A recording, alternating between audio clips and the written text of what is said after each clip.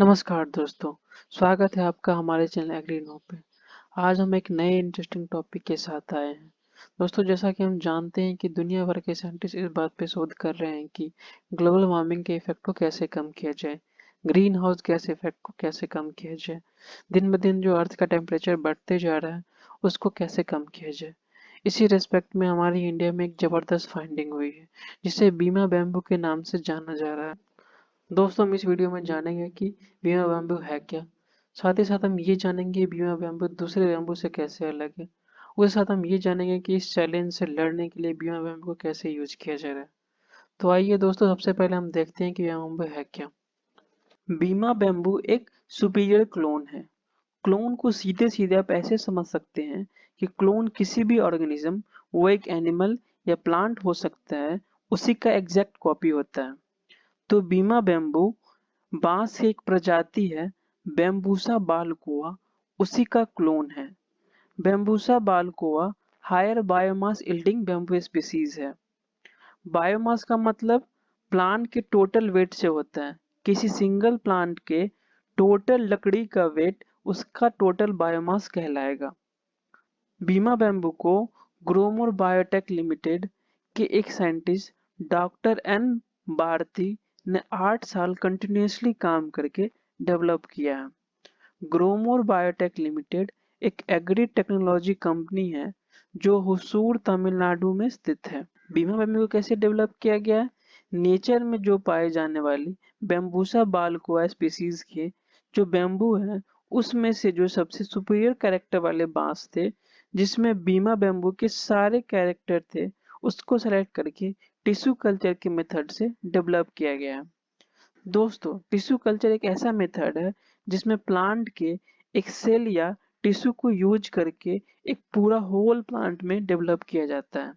शुरू में सेल या टिश्यू को लैब में एक प्रॉपर इन्वायरमेंट और पर्टिकुलर न्यूट्रिएंट देकर बड़ा किया जाता है।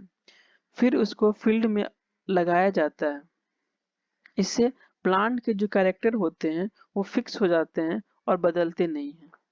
आइए अब हम जानते हैं कि बीमा बैम्बू में ऐसे क्या गुण हैं जो दूसरे बैम्बू से डिफरेंट बनाती है।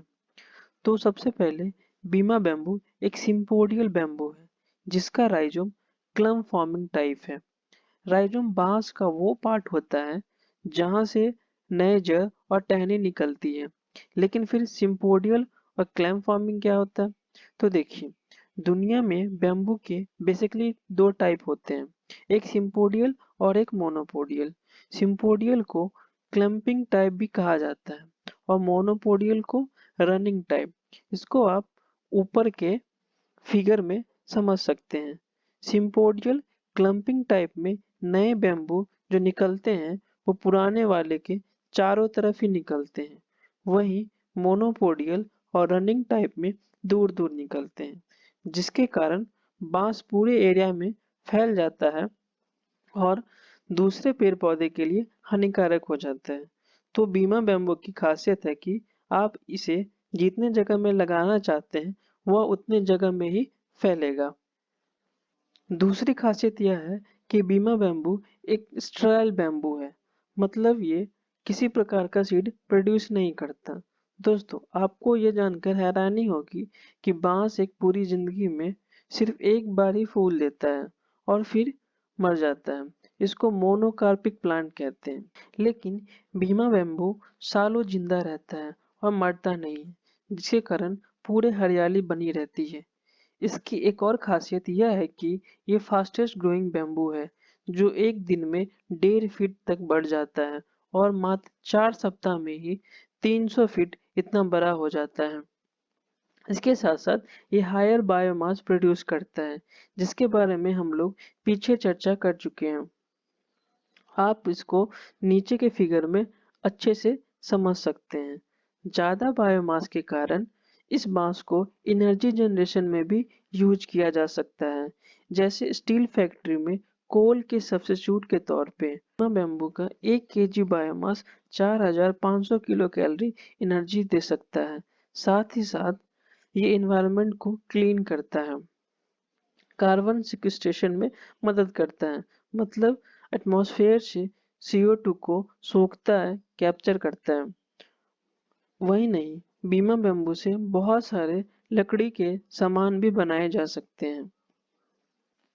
बीमा बांस डिफरेंट डिफरेंट क्लाइमेटिक कंडीशन और सॉइल में उगाया जा सकता है। इसको उगाने के लिए बहुत कम फर्टिलाइजर की जरूरत पड़ती है और हार्वेस्ट करने के बाद फिर से नए प्लांट लगाने की जरूरत नहीं होती। कटाई के बाद उसी पुराने पौधे में से ही नए पौधे निकल जाते हैं। आइए अब हम देखते हैं कि बीमा बैम्बू आजकल न्यूज़ में क्यों है और इसका यूज किस प्रकार से किया जा रहा है।